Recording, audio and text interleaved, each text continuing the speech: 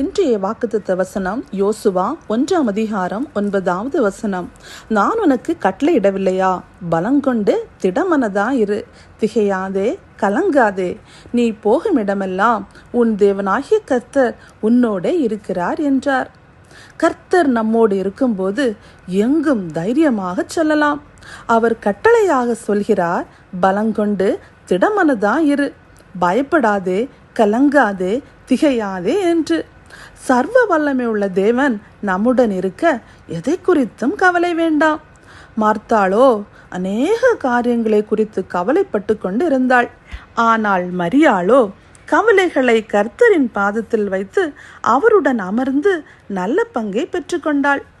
கவலைப்படுகிறதுனால் எவன் தன் சரீர அளவை கூட்ட முடியும்? ஆகாயத்து பட்சிகளை கவனித்து பாருங்கள்.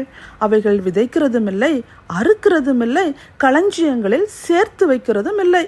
அவைகளையும் பரமபிதா பிழைப்பூட்டுகிறார். அவைகளை பார்க்கிலும் நாம் விசேஷித்தவர்கள் அல்லவா? உடைக்காகவும் கவலைப்படுகிறதென்ன? காட்டு புஷ்பங்கள் எப்படி வளருகிறதென்று கவனித்து பாருங்கள். அவைகள் உழைக்கிறதில்லை, நூற்கிறதில்லை என்றாலும் சாலோமன் கூட தன் சர்வ மகிமையிலும் அவைகளில் ஒன்றை போலாகிலும் உடுத்தி இருந்ததில்லை. அவ்வளவு அழகு பூக்கள், அதுவும் ஒரு நாள் வாழும் பூக்கள். நாளைக்கு அடுப்பில் போடப்படும் காட்டு புல்லுக்கே இந்த அழகு வாழ்க்கை என்றால் நம்மையும் உடுத்துவிப்பது அதிக நிச்சயமே. ஆதலால் எண்ணத்தை உண்போம், எண்ணத்தை குடிப்போம், எண்ணத்தை உடுப்போம் என்று கவலைப்படாதிருங்கள். இவைகளையெல்லாம் அஞ்ஞானிகள் தான் நாடி தேடுகிறார்கள். இவைகளெல்லாம் நமக்கு வேண்டியவைகள் என்று நம் பரமபிதா அறிந்திருக்கிறார். அவரையும் அவனின் ராஜ்யத்தையும் நீதியையும் தேடி அவருடன் நடக்க பழகினால் சர்வ சிருஷ்டிகரின் பிள்ளைகள் நாம். சர்வமும் நமக்கு கைகூடி வரச் செய்வார். இன்று உள்ள என் நிலைமை, என் வாழ்க்கை நாளை எப்படி இருக்குமோ என்று கவலைப்பட்டு கொண்டு இருக்கலாம். இன்று கண்ட எகிப்தியனை என்றுமே காண மாட்டாய் என்று வாக்கு கொடுக்கிறார். அவர்களோடு இருப்பவர்களை பார்க்கிலும் நம்மோடு இருப்பவர் அதிகம். ஆம், நம் கரத்தை பிடித்தவர் கடைசி வரை வழுவாமல் நம்முடனே கூட வருகிறார். ஆகையால் இவ்வுலக பயணத்தை குறித்து, நாளைய தினத்தை குறித்து திகைக்க வேண்டாம். நமக்கு அவர் திடமாய் உறுதியாய் கட்டளையிட்டு இருக்கிறார், திடமனதாயிரு என்று. கர்த்தருக்குள் நம் இருதயத்தை தேற்றுவோம். பயப்படாதே, நான் உனக்கு துணை நிற்கிறேன் என்றவர் எப்போதும் நம் கரத்தை பிடித்து வழி நடத்துகிறார். யோர்தானை கண்டு பயப்பட வேண்டாம். கானானில் உள்ள ராட்சதர்களை கண்டு அஞ்ச வேண்டாம். எதிர்காலத்தை நினைத்து உருக வேண்டாம். பிள்ளைகளை குறித்து கவலை வேண்டாம்.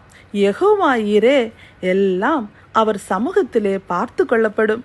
நாம் போகும் இடமெல்லாம் நம்முடனே ராஜா வருகிறார். நாமோ ராஜாவின் செல்ல பிள்ளைகளாய் அவருடனே நடக்க சகலமும் ராஜ்யமேன்மையே. கட்டப்பட்டிருந்த கழுதையின் மேல் இயேசு கிறிஸ்து ஏறின போது வழியெங்கும் துணிகளும் இலைத்தழைகளும் விரிக்கப்பட்டு மதிப்பு கொடுக்கப்பட்டதே. கழுதைக்கும் மரியாதையே.